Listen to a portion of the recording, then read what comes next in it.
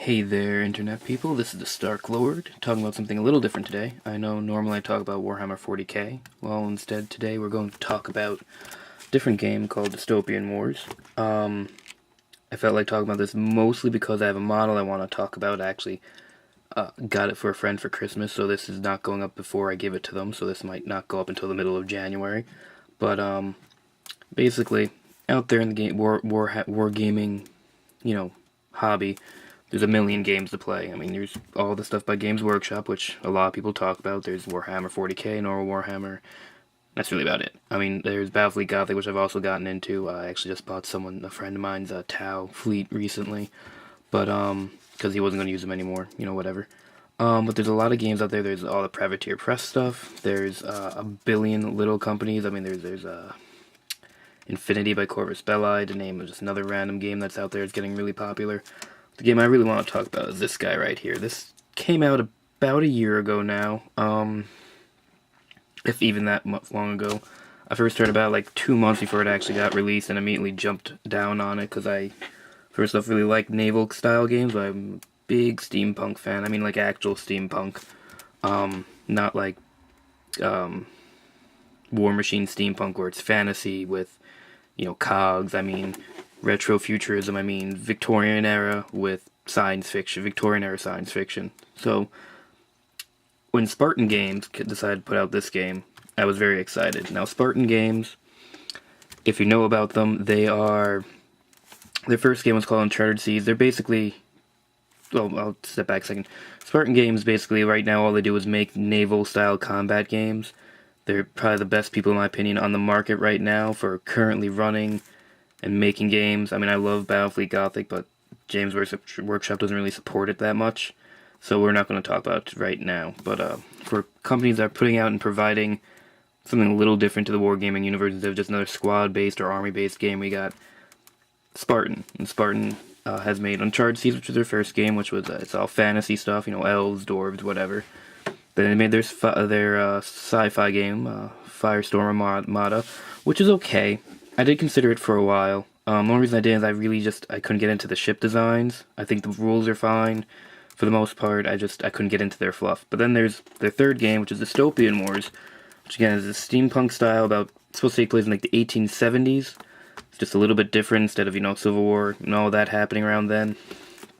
It's more like World War I's happening a little early, because, basically some guys found some ancient vault of tech. It's a little interesting, the fluff, and then they introduced more technology faster, and then everyone got in and said, hey, let's get better in the world, let's blow each other up, and then war started, because that's what happens, I guess.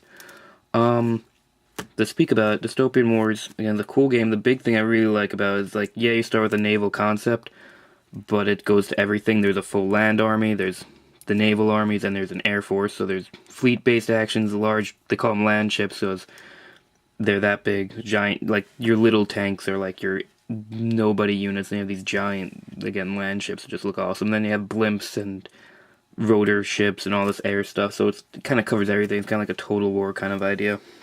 This is the core rulebook at the moment. They are working on a new one. They're actually going to add more rules. It's a little vague on things like deployment and stuff, whatnot. But they are putting a lot of stuff up online also, because they're revamping it probably in a year or so at most. I think there should be a new one out. But it's a pretty good buy. It's a pretty cheap book. It's got nice artwork. The rules are pretty well laid out. I'll actually open it. Most of the stuff in here, if it's okay to show, is like pictures of the models. Again, the models for this game are insane. I love all the designs. They're all unique and interesting. Very much fit the steampunk and, late 1800s Victorian feel while being kind of sci-fi at the same time. It works. Works very well. The artwork in this book is great. Besides showing the ships, there's also pictures of, concept art for infantry and stuff, which you won't see in the game, which is kind of sad, because there's one thing I would kill for is, I would love a model of that thing right on the front cover. Little super cool samurai guy with like a jump pack and gas mask. It's sick as hell. So if Spartan Games, anyone there is listening to this, in a couple of years when you get the free time, please make a skirmish game for all these cool little things like the Luft Lancers you have in here with like jump pack Prussian guys. They're totally awesome. I know you're concentrating on this because this is your niche, and it works for you, but eventually, please, I will buy a billion of those models, or as many as I could afford, which is probably more like 5. Anyways, what I really want to talk about is, so a friend of mine finally said he's interested in playing the game. I've been trying to get a bunch of people to play it for a while, but no one's really quite biting. And they said they want to do the FSA, which is the Federated States of America. It's the, the US in it. Oh, by the way, read the fluff. I mean, it's all online, but it's also in here, and it's really detailed in here. It has a lot. A whole world is kind of detailed out very well. It's very well written. It's very cool. And it just explains all the different nations and why they're fighting and how they fight and what their organization, who's running it, everything. But I want to show this off because the United States thing is what my friend decided to do because that's cool. The US, of course, love rockets. They love blowing stuff up. I mean, explosions are like the big thing it seems for them. But this is what one of their models looks like. So I'm not going to open it, obviously, since it's for someone else.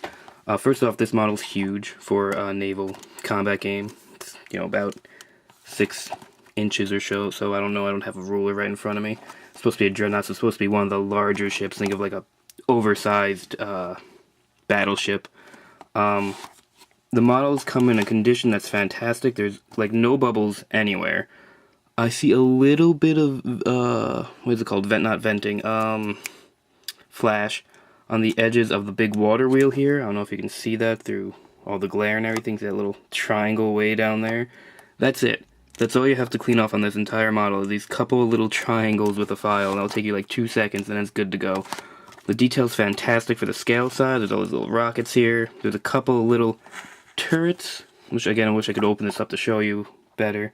The turrets have cool little clockwork, little things going on them. And they go back here and over here and up on this part where this rectangular piece hidden under here is. In this little box, you get the full model.